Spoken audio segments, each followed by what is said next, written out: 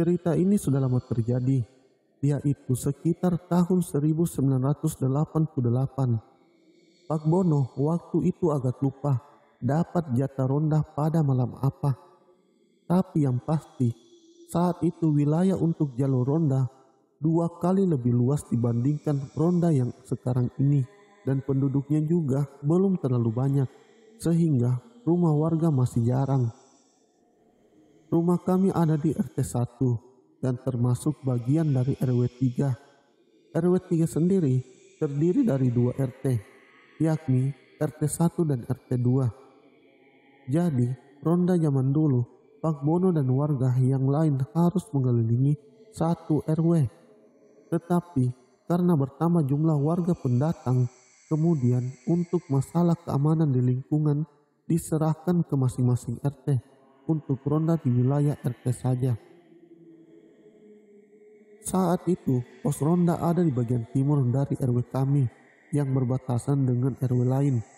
Sedangkan rumah Pak Bono berada di bagian barat yang merupakan batas wilayah RW 3. Jadi, kalau beliau berangkat ronda, lumayan agak jauh juga kalau kumpul ke pos ronda terlebih dahulu.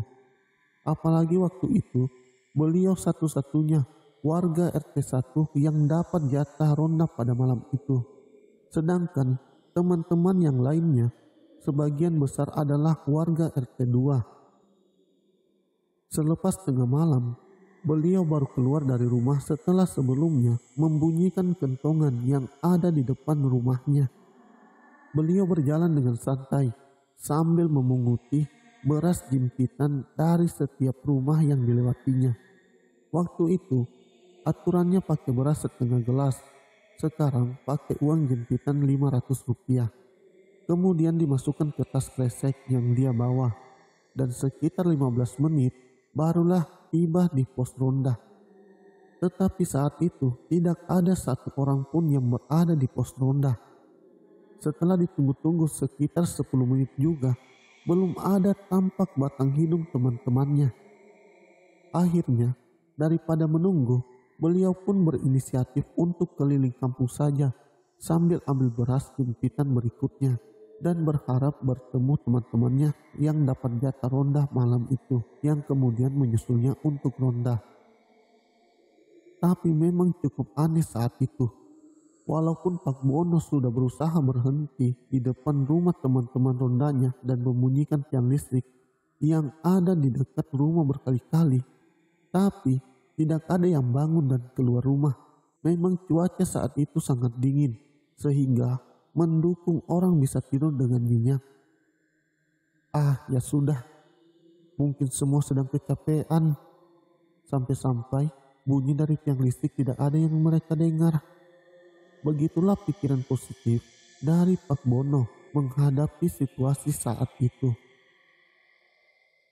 Akhirnya, beliau pun berkeliling sendirian, tetapi juga memutuskan dalam hatinya kalau sudah balik lagi ke pos ronda, dia akan segera pulang saja karena tidak ada teman. Yang penting beras jimpitan ditaruh di tempat yang disediakan di pos ronda. Dalam perjalanan menuju ke pos ronda tersebut, di gapura yang merupakan pintu masuk dan keluar kampung di bagian barat, Pak Bono bertemu dengan salah satu warga RT 1, Pak Supri, yang sedang berjalan ke arah gapura. "Malam Pak Bono, kok sendirian saja Pak?" tanya Pak Supri sambil tersenyum dan berhenti menunggu Pak Bono mendekatinya. "Iya Pak, nggak ada yang keluar ronda, jadi cuma sendirian aja," jawab Pak Bono. "Jenengan gak nonton wayang gitu? Ada pertunjukan wayang kulit di kantor KR loh, Dalang Kondang," kata Pak Supri sambil menyebut nama Ki Dalang yang kebetulan jadi favoritnya Pak Bono. "Wah, yang bener Pak, kok saya nggak dengar informasi kalau ada pertunjukan wayang kulit di sana? Wah, harus nonton nih," kata Pak Bono dengan bersemangat sekali. Karena memang beliau hobi menonton pertunjukan wayang kulit dan kebetulan dalangnya adalah favorit dia. "Nuhun ya infonya," sambung Pak Bono kepada Pak Supri. Lalu dengan tergesa-gesa ia bergegas menuju pos ronda untuk menaruh beras jimpitan yang ia bawa. Dan setelah itu baru pulang ke rumahnya. Dengan semangat, Pak Bono mengeluarkan motornya dari dalam rumah. Ia menyalakannya dan berangkatlah dia sendirian. Jarak antara rumahnya dengan kantor KR itu sekitar 5 km. Sekitar 10 menit sampailah dia di tempat tujuan. Tetapi saat tiba di sana tidak ada keramaian yang biasanya terjadi kalau ada pertunjukan wayang kulit. Kantor tersebut tampak sepi dan tidak ada orang. Pak Bono berhenti sebentar dan mengamati. Apa mungkin pertunjukannya ada di sekitar kantor itu? Tapi nyatanya tidak terdengar bunyi gemelan atau dialog dalang, sepi sekali. Rasa jengkel dirasakan oleh Pak Bono. Jauh-jauh datang ke pertunjukan wayang yang dikatakan oleh Pak Supri ternyata tidak ada. Akhirnya beliau pun pulang dan punya rencana setelah pulang dari kerja besok akan mampir dulu ke rumah Pak Supri. Pokoknya dia akan marah-marah karena Pak Supri berbohong kepadanya. Keesokan harinya, sekitar jam 5 sore, Pak Bono dari kantornya langsung menuju ke rumah Pak Supri. Dan kebetulan Pak Suprinya ada di rumah. Tanpa basa-basi, setelah mematikan mesin dan turun dari motor, Pak Bono marah-marah sambil menanyakan apa maksud dari Pak Supri memberikan informasi bohong kepadanya. Reaksi Pak Supri cuma bengong saja dan kebingungan. Nggak ada angin, nggak ada hujan. Pak Bono memarahi dirinya dan sepertinya sangat-sangat jengkel kepadanya. Setelah Pak Bono selesai ngomong, untungnya Pak Supri tidak terpancing emosinya.